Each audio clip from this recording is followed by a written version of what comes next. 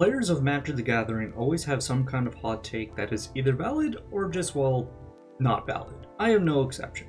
I always have some hot takes for Magic and tend to voice my opinion on them, then move on. However, I have an itch on a hot take that no matter how many times I voice it, the topic always lingers on me.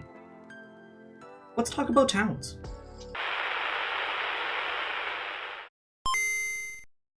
Magic is never shy about making new things and giving updated text or even keywords. This is to make the game a lot easier to play and sometimes adjust needed text to existing abilities or keywords. A big example that is one of my favorites was Ripscale Predator. Its old text was just explaining Menace, but years later the same card got a printing with Menace instead of a text words. This is always nice since it simplifies the card and not try to say the famous words of "this is just Menace" with more steps.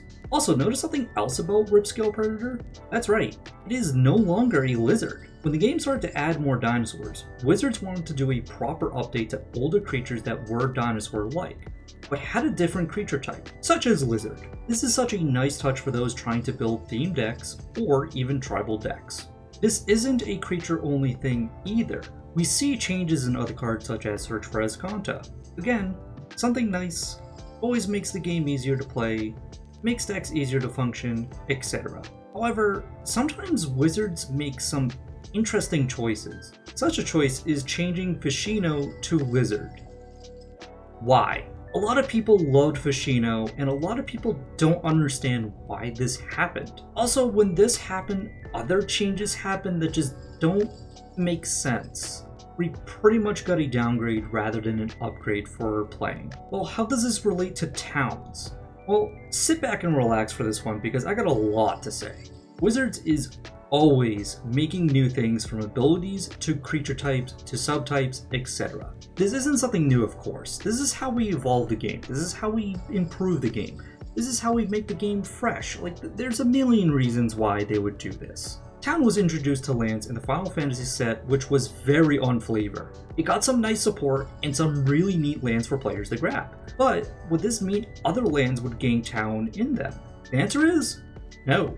Most of the time when something new is brought into the game, it's for lore purposes or just won't fit in another setting. Sometimes though, we'll get something similar to another ability later to make it work in the plane we're in. I just don't have a good example to think of at the top of my head for this, so sorry. However, you're going to tell me that towns are the only thing within the Final Fantasy universe? Heck, it doesn't even need to be some village either. Let's look at Midgar's City of Mako. Literally in its name, it's a city, but it still has a town in its typing. The art even is a city, so it can be a city, which is nice, but not needed. So why can't Anhava Township, Flamekin Village, Gavani Township, Junktown, or even Ghost Town gain town in them? Okay, yeah, you could argue that it might throw off a cycle of lands in a set, but look at the villages for Dragonstorm. They all could be towns. The other argument is it would be broken to give more lands town subtype, and I simply ask, how? Are we afraid of Travel the Overworld would be too easy to cast? Will cards like Reach the Horizon or Pishri's Wandering be too good? Okay, maybe the Wandering Minstrel will get out of hand.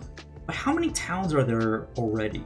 Oh, that's right, 24 lands are towns. Yes, I'll admit that Pishri's Wandering is one of the stronger cards for towns, but this card is still good for just basics as well.